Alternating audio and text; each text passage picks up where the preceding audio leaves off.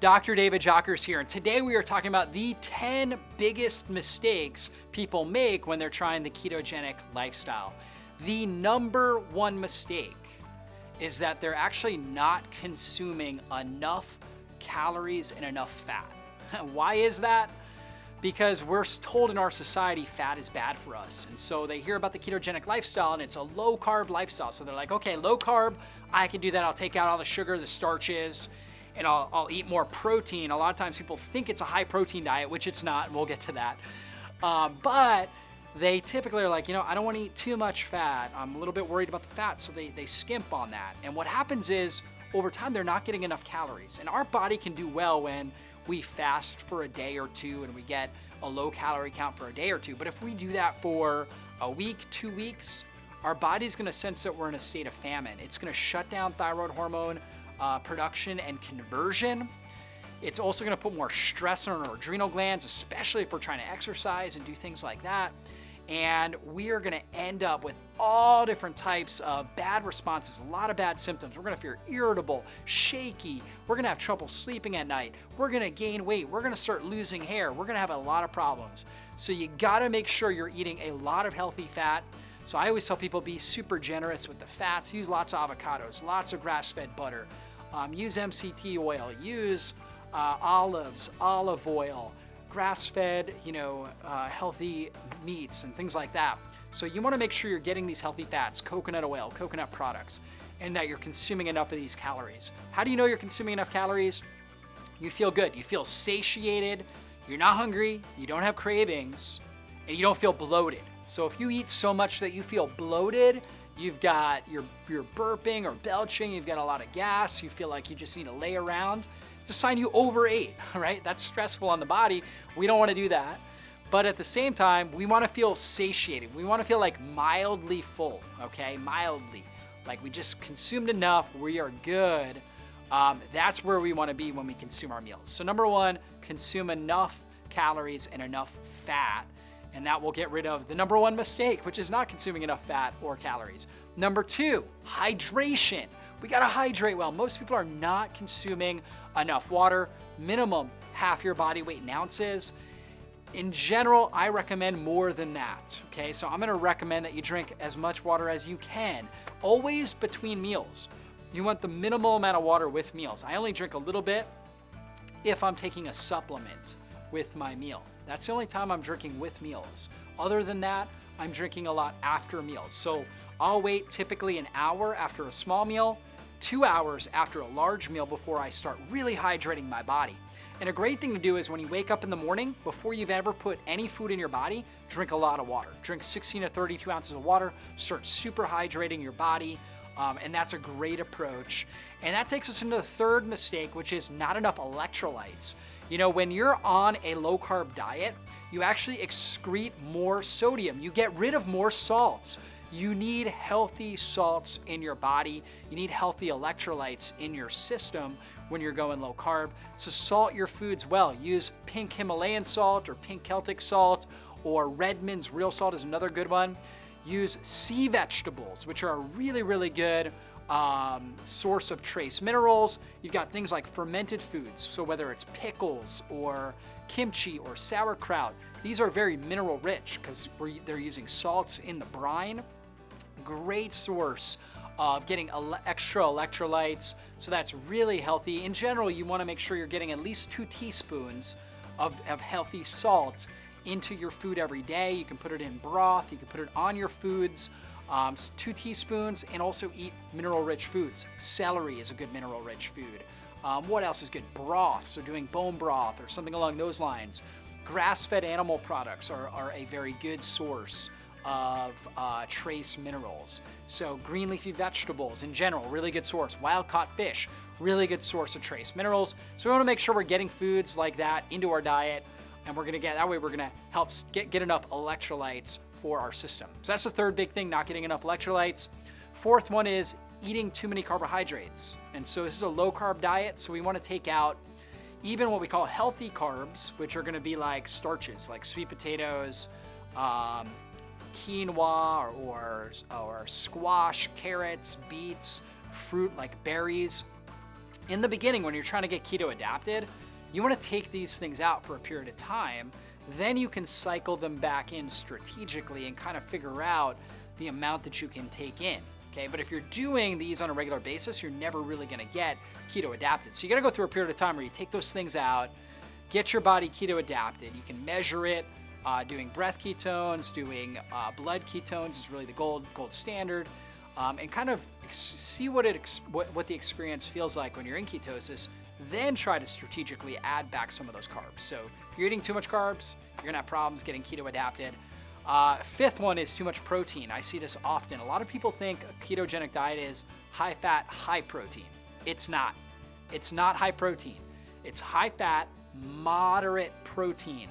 Okay, so you're looking at like a gram per kilogram of body weight. For me, 160 pounds, it's like 72 grams of protein a day, and I want that spread out at least into 2 portions, typically every day.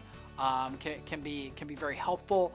If I'm really exercising, like on a day where I did a lot of strength training, I might go up to 1.5 grams. So I might jump it up over 100, 110 grams for that day, like afterwards, after that workout, later in the day, to help with cell recovery, cell tissue recovery, muscle rebuilding. And so that extra protein can help with that. But I've also burned more calories because of that strength training component. But in general, you're looking at like 1 gram per kilogram.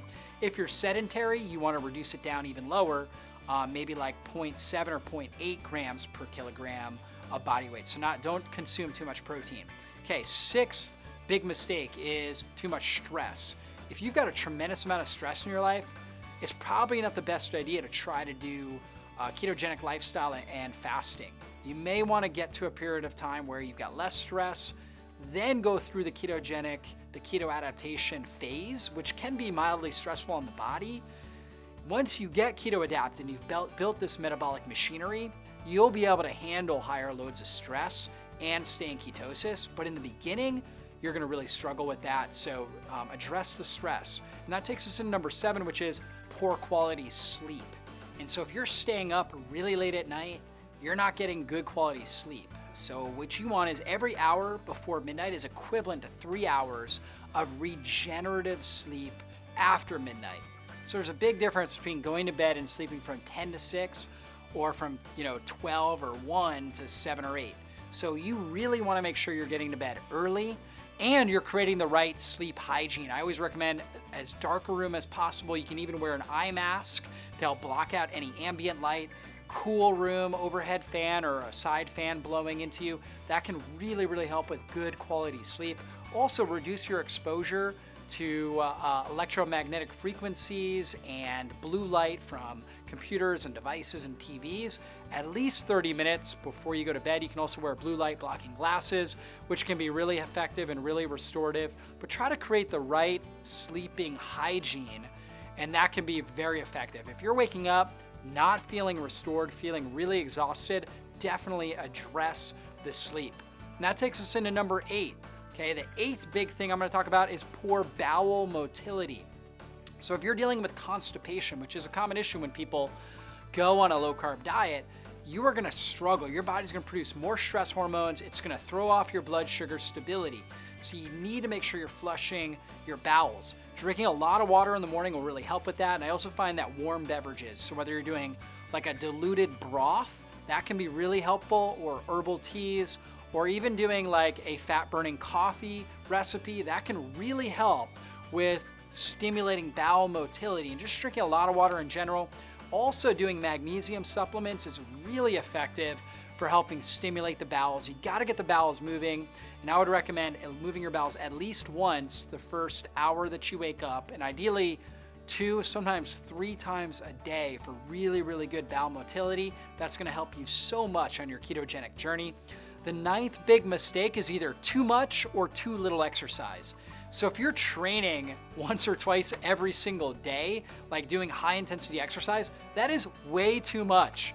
Honestly, on a ketogenic lifestyle, you'll actually need less exercise and you'll get better performance benefits. For myself, I work out 4 days a week and I'm in the best shape of my life. I do 2 upper body days, 2 lower body days, and it works great. You gotta find the right regimen for you, But again, if you're working out more than 5 days a week, like 6, 7 days a week, that's too much. That is a tremendous amount of stress on your body.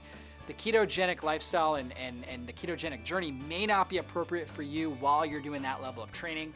If you back down a little bit, you probably will notice that you actually have performance benefits. I find that people have a reduction in injuries, they're more excited about exercise, they have more energy throughout the day, better strength and power when they're exercising somewhere in that 3 to 5 day a week range. So 3 days maybe at the low end, 5 days at the high end, somewhere in that range seems to kind of be the sweet spot for the right amount of training. Your body needs rest. During that rest phase is when we regenerate. Now, the opposite could be true too. You may just be sitting on your butt all day long. Not good, okay? We need to be moving every day. We need to at least do low intensity exercise where we're walking. Every single day you should be walking at least 20 minutes continuously every day. So go out, take a long walk around your neighborhood, go to a park, take a long walk. That movement is anti-inflammatory. It helps burn up sugar, helps stimulate the production of ketones. It's gonna really, really help your body. It's also gonna help your brain. So definitely get good movement and make that a regular ritual in your life. So that's the 9th mistake, is either too much or too little exercise. And then the 10th mistake is consuming poor quality foods. So you can do the ketogenic diet in a poorly formulated way where you're consuming a lot of refined vegetable oils and consuming a lot of conventional animal products. Not healthy, not what we want. Those things are loaded with toxins, high in omega-6 fatty acids, hydrogenated, partially hydrogenated oils, these trans fats that are gonna cause massive inflammation in your body. Don't do that. Instead, do a well-formulated ketogenic diet where you're using grass-fed, pasture-raised animal products. You're using only really clean oils like coconut oil, avocados, avocado oil, olives, extra virgin olive oil. You're using a lot of plant-based foods, so lots of cruciferous vegetables, herbs, salad type of vegetables, these non-starchy vegetables. Herbs are so misunderstood. We want to use oregano, basil, rosemary, thyme. These aromatic Mediterranean herbs, really, really good for our body. They're great for our digestive system. They're antimicrobial. They reduce oxidative stress in our body. Make sure you're using a lot of herbs. Fermented foods like sauerkraut, pickles, kimchi. We want to make sure we're using those. If you're using sweeteners, stevia, monk fruit are going to be really the best sweeteners. Don't overconsume nuts. I see a lot of people doing almond flour everything. Use nuts in moderation. From time to time, you can have an almond flour dish. Use nuts and seeds in moderation, because if you use too much of them, they can damage the gut. So use them in moderation. And if you do that, you make good choices like that, you are gonna have success on your ketogenic journey. So those are the top 10 mistakes I see people make. Now you know the solutions, so go ahead, put that in action, and I'd love to hear what happens over the next month as you address these areas and these issues. So go ahead, you give us a comment, let us know how you're doing in a month after you follow these new suggestions.